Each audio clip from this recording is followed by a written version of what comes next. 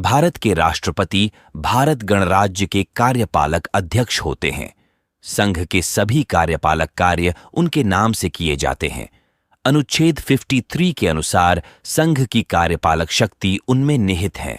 वह भारतीय सशस्त्र सेनाओं का सर्वोच्च सेनानायक भी हैं। सभी प्रकार के आपातकाल लगाने व हटाने वाला, युद्ध शांति की घोषणा करने वाला होता है। वह देश के प्रथम नागरिक हैं। भारतीय राष्ट्रपति का भारतीय नागरिक होना आवश्यक है। राष्ट्रपति के पास पर्याप्त शक्ति होती है, पर कुछ अपवादों के अलावा राष्ट्रपति के पद में निहित अधिकांश अधिकार वास्तव में प्रधानमंत्री की अध्यक्षता वाले मंत्रिपरिषद के द्वारा उपयोग किए जाते हैं। भारत के राष्ट्रपति नई दिल्ली स्थित राष्ट्रपति भवन में रहते हैं, जिसे रायसीना हिल के नाम से भी जाना जाता है। राष्ट्रपति अधिकतम कितनी भी बार पद पर रह सकते हैं, इसकी कोई सीमा तय नहीं है। अब तक केवल पहले राष्ट्रपति राजेंद्र प्रसाद ने ही इस पद पर 2 बार अपना कार्यकाल पूरा किया है। 15 अगस्त 1947 को भारत ब्रिटेन से स्वतंत्र हुआ था और अंतरिम व्यवस्था के तहत देश एक राष्ट्रमंडल अधिराज्य बन गया। इस व्यवस्था के तहत भारत के गवर्नर जनरल को भारत के राष्ट्र प्रमुख के रूप में स्थापित किया गया, जिन्हें ब्रिटिश इंडिया में ब्रिटेन के अंतरिम राजा जॉर्ज VI द्वारा ब्रिटिश सरकार के बजाय भारत के प्रधानमंत्री की सलाह पर नियुक्त करना था। यह एक अस्थायी उपाय था, परंतु भारतीय राजनीतिक प्रणाली में साझा राजा के अस्तित्व को जारी रखना सही मायनों में संप्रभु राष्ट्र के लिए उपयुक्त विचार नहीं था। आजादी से पहले भारत के आखिरी ब्रिटिश वाइसराय लॉर्ड माउंटबेटन ही भारत के पहले गवर्नर जनरल बने थे। जल्द ही उन्होंने चक्रवर्ती राजगोपालाचारी को यह पद सौंप दिया, जो भारत के इकलौते भारतीय मूल के गवर्नर जनरल बने थे।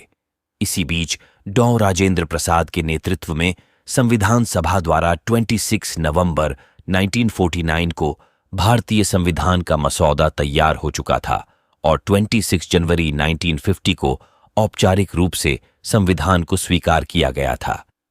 इस तिथि का प्रतीकात्मक महत्व था, क्योंकि 26 जनवरी 1930 को भारतीय राष्ट्रीय कांग्रेस ने ब्रिटेन से पहली बार पूर्ण स्वतंत्रता को आवाज दी थी। जब संविधान लागू हुआ और डॉ राजेंद्र प्रसाद ने भारत के पहले राष्ट्रपति का पद संभाला। संविधान का 72वां अनुच्छेद राष्ट्रपति को न्यायिक शक्तियां देता है कि वह दंड का उन्मूलन, क्षमा, आहरण, परिहरण, परिवर्तन कर सकता है। क्षमादान किसी व्यक्ति को मिली संपूर्ण सजा तथा दोष सिद्धि और उत्पन्न हुई निर्योग्यताओं को समाप्त कर देना तथा उसे उस स्थिति में रख देना मानो उसने कोई अपराध किया ही नहीं था। यह लाभ पूर्णतः अथवा अंशतः मिलता है तथा सजा देने के बाद अथवा उससे पहले भी मिल सकती है। लघुकरण दंड की प्रकृति कठोर से हटाकर नम्र कर देना, उदाहरणार्थ सश्रम कारावास को सामान्य कारावास में बदल देना। परिहार दंड की अवधि घटा देना, परंतु उसकी प्रकृति नहीं बदली जाएगी। विराम दंड में कमी ला देना, यह विशेष आधार पर मिलती है, जैसे गर्भवती महिला की सजा में कमी लाना। प्रविलंबन दंड प्रदान करने में विलंब करना, विशेषकर मृत्यु दंड के मामलों में। राष्ट्रपति की क्षमाकारी शक्तियां पूर्णतः उसकी इच्छा पर निर्भर करती हैं। उन्हें एक अधिकार के रूप में मांगा नहीं जा सकता है। ये शक्तियां कार्यपालिका प्रकृति की है तथा राष्ट्रपति इनका प्रयोग मंत्रिपरिषद की सलाह पर करेगा। न्यायालय में इनको चुनौती दी जा सकती है। इनका लक्ष्य दंड देने में हुई भूल का निराकरण करना है जो न्यायपालिका ने कर दी हो। शेर सिंह बनाम पंजाब राज्य 1983 में सुप्रीम कोर्ट ने निर्णय दिया कि अनु 72, अनु 161 के अंतर्गत दी गई दया याचिका जितनी शीघ्रता से हो सके उतनी जल्दी निपटा दी जाए। राष्ट्रपति न्यायिक कार्यवाही तथा न्यायिक निर्णय को नहीं बदलेगा, वह केवल न्यायिक निर्णय से राहत देगा। याचिकाकर्ता को यह भी अधिकार नहीं होगा कि वह सुनवाई के लिए राष्ट्रपति के समक्ष उपस्थित हो। विधायिका की किसी कार्यवाही को विधि बनने से रोकने की शक्ति वीटो शक्ति कहलाती है। संविधान राष्ट्रपति को 3 प्रकार के वीटो देता है। पहला वीटो शक्तिपूर्ण वीटो कहलाती है।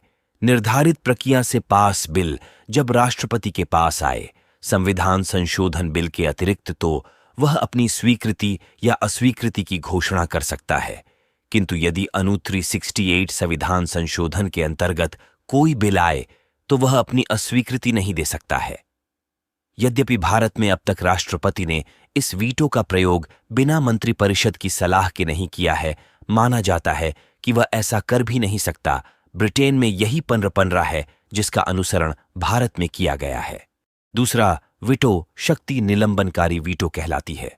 संविधान संशोधन अथवा धन बिल के अतिरिक्त राष्ट्रपति को भेजा गया कोई भी बिल वह संसद को पूर्ण विचार हेतु वापस भेज सकता है, किंतु संसद यदि इस बिल को पुनः पास करके भेज दे तो उसके पास सिवाय इसके कोई विकल्प नहीं है कि उस बिल को स्वीकृति दे दे।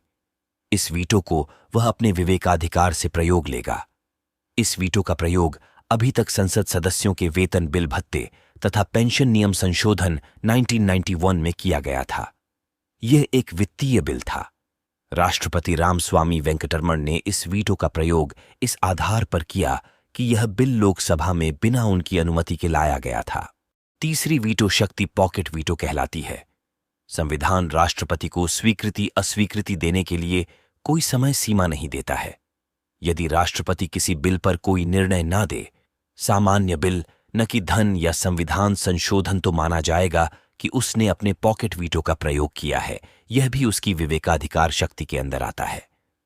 पेप्सू बिल 1956 तथा भारतीय डाक बिल 1984 में तत्कालीन राष्ट्रपति ज्ञानी जैल सिंह ने इस वीटो का प्रयोग किया था।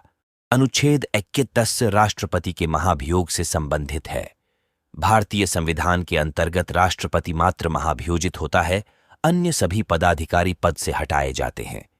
महाभियोजन एक विधायिका संबंधित कार्यवाही है, जबकि पद से हटाना एक कार्यपालिका संबंधित कार्यवाही है। महाभियोजन एक कड़ाई से पालित किया जाने वाला औपचारिक कृत्य है जो संविधान का उल्लंघन करने पर ही होता है। यह उल्लंघन एक राजनैतिक कृत्य है जिसका निर्धारण संसद करती है। वह तभी पद से हटेगा जब उसे संसद में प्रस्तुत किसी ऐसे प्रस्ताव से हटाया जाए जिसे प्रस्तुत करते समय सदन के 1/4 सदस्यों का समर्थन मिले। प्रस्ताव पारित करने से पूर्व उसको 14 दिन पहले नोटिस दिया जाएगा। प्रस्ताव सदन की कुल संख्या के 2/3 से अधिक बहुमत से पारित होना चाहिए। फिर दूसरे सदन में जाने पर इस प्रस्ताव की जांच एक समिति के द्वारा होगी। इस समय राष्ट्रपति अपना पक्ष स्वयं अथवा वकील के माध्यम से रख सकता है। दूसरा सदन भी उसे उसी 2/3 बहुमत से पारित करेगा। दूसरे सदन द्वारा प्रस्ताव पारित करने के दिन से राष्ट्रपति पद से हट जाएगा। तो इस वीडियो में अब इतना ही। अब आगे नेक्स्ट वीडियो में जरूर देखें। धन्यवाद।